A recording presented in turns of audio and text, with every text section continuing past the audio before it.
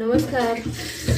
तर जेवण झाले 9:15 वाजले आणि 9ला 9:15 म्हणजे रामायण बघत बघत जेवण बनवत होते. आणि तुमचं जेवण झालं काही नक्की सांगा. आणि सोनू आणि मी दोघं जागलोय, बाकीचे सगळे झोपलेले आहेत आणि मी बाहेर घासते भांडी आणि सगळे शांत झाल्यामुळे काही करमना झाले. आणि तुम्हाला दाखवते, ह्याच्यानंतर व्हिडिओ टाकेन, तो नक्कीच बघा, तुम्हाला पुरावे देते.